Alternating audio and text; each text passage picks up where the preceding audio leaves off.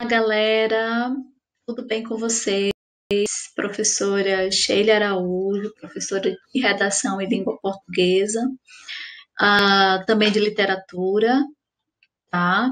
Venho aqui mostrar para vocês um pouco sobre as mudanças da nova ortografia, tá? O novo acordo ortográfico da língua portuguesa. Esta aula, ela vai ser dividida em algumas partes, tá, gente? Então, a primeira parte será esta, onde vocês irão aprender um pouquinho sobre o contexto histórico do novo acordo ortográfico, por que surgiu o novo acordo ortográfico da língua portuguesa, e nas próximas aulas vocês vão conhecer um pouquinho dessas mudanças, tá? Quais foram as palavras que mudaram a acentuação, como se escreve agora, enfim, tudo vocês irão ficar sabendo nos próximos vídeos, tá bom? Bom, então, vamos começar a nossa aula hoje lendo esta frase aqui, escrita, adotando uma escrita lá de Portugal, tá? A adopção de uma única ortografia entre países de língua portuguesa pode ser óptima. Olha só, né? Interessante essa frase, né, gente? Só que aqui no nosso país, no Brasil, esta escrita, ela não é frequente, tá? Na nossa língua. Essa forma de colocar o P entre as palavras, olha só, gente, aqui, adopção e óptima, tá? Ou seja, adoção e ótimo, e ótima, não é? Então, isso aí, gente, é característica da língua portuguesa lá de Portugal, tá? Então, se fosse escrita aqui no Brasil, esta frase, como eu falei, não seria bem-vinda, bem aceita, certo? Então, do ponto de vista linguístico, isto é possível? Sim, é possível. Tá? É possível ter duas grafias diferentes, lá de Portugal e aqui no Brasil. Tá? Se você escrever óptimo com P aqui no Brasil, vai ser aceito do mesmo jeito, só que não é costume a gente escrever assim, certo? Mas vai ser aceito do mesmo jeito. Por quê? Porque a nossa língua portuguesa, tá? Ela é a única língua que aceita duas grafias, ou seja, tem duas origens, certo? Então, tanto a escrita lá de Portugal quanto a escrita aqui no Brasil estão corretas, tá? Só que essas diferenças também ocorrem entre os países lusófonos, ou seja, os países que falam a língua portuguesa, que vocês sabem muito bem que são 8, tá? Então, eu tenho Cabo Verde, Guiné-Bissau, São Tomé e Príncipe, Timor-Leste, Moçambique, a Angola. A maioria desses países fica lá do continente africano. Então, a maioria deles falam a língua portuguesa como língua oficial e são conhecidos como países lusófonos. Bom, vamos aprender um pouquinho como surgiu o acordo ortográfico, tá? Surgiu entre uma reunião entre os países que falam a língua portuguesa para adotar algumas mudanças na nossa língua, tá? Na acentuação, principalmente, de algumas palavras. Então, foi criado mesmo em 1990, tá? E ele restringe, né, a escrita da língua portuguesa, ou seja, não a pronúncia. A pronúncia não mudou nada, gente. O que mudou foi a escrita de algumas palavras, tá?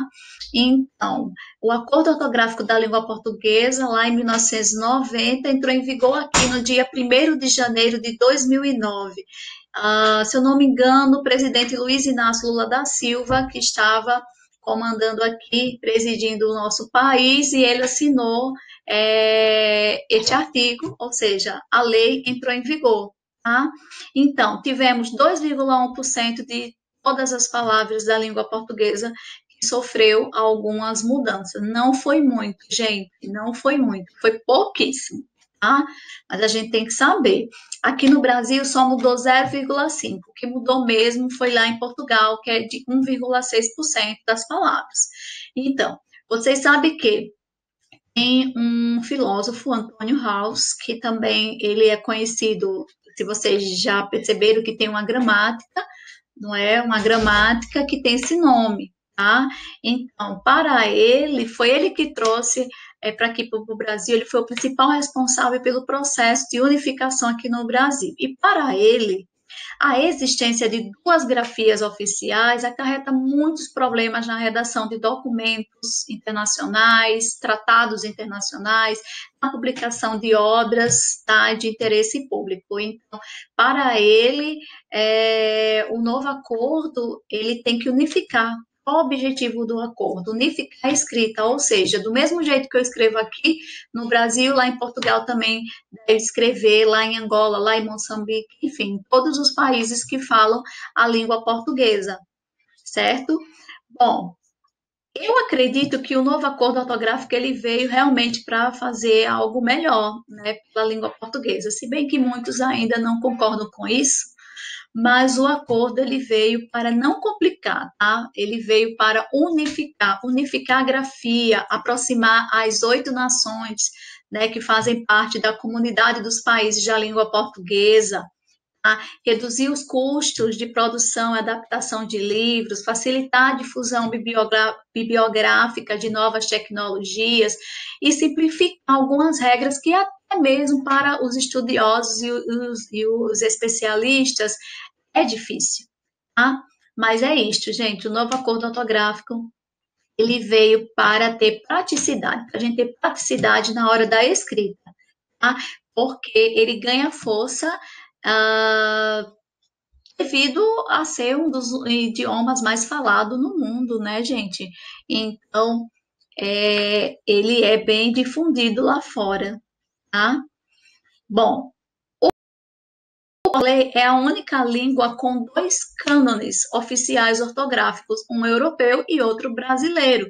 E isso não só dificulta a nossa vida lá fora, como também a dos estrangeiros que querem aprendê-la. Dificulta um pouco, porque principalmente para um estrangeiro que quer aprender a língua portuguesa, ele pode aprender tanto lá do europeu, da forma de Portugal, como também aqui no Brasil, porque as duas são aceitas, tá?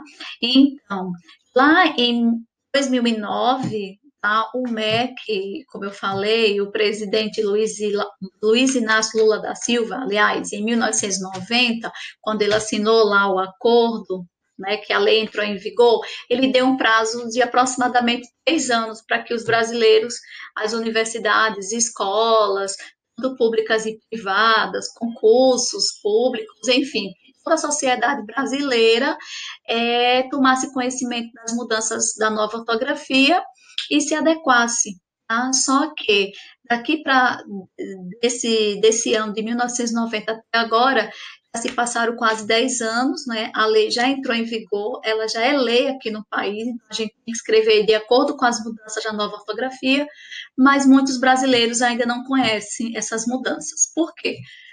Porque não é tanto divulgado na mídia, tá? Então, somente para aqueles que estão na escola, que estão fazendo uma universidade, que estão estudando, que estão lendo, não é que sabe dessas mudanças, tá? Então, os livros, tanto do primeiro ao quinto ano, quanto do sexto ao nono até o ensino médio, todos eles já vêm já adaptados com a nova reforma ortográfica. Se porventura você compra um livro lá antes de 2009, tá? Então, ele não vem atualizado com a nova ortografia, mas provavelmente todos agora já estão de acordo com as mudanças ortográficas, certo, gente? Bom, então, o novo acordo ortográfico, ele contém 21 bases numeradas com algarismos romanos. Cada uma delas vem tratando de um ente específico, ou seja, essas bases constituem as mudanças que ocorreram na língua portuguesa, a que nós iremos falar nos nossos próximos vídeos, nas nossas próximas videoaulas, que vocês não poderão perder jamais. Aqui eu vou falar sobre cada uma dessas mudanças aqui, uma por uma. Então, se inscrevam aqui no canal, tá certo? E é isso. Gente, acompanhe aqui as nossas aulas sobre o novo acordo ortográfico para você se dar bem na sua redação e se dar bem no vestibular e também saber escrever, não é, adequadamente a nossa língua mãe, a nossa língua materna, que é a língua portuguesa, que eu amo de paixão. Fique com Deus, fique em casa, um beijo no coração de vocês e tchauzinho.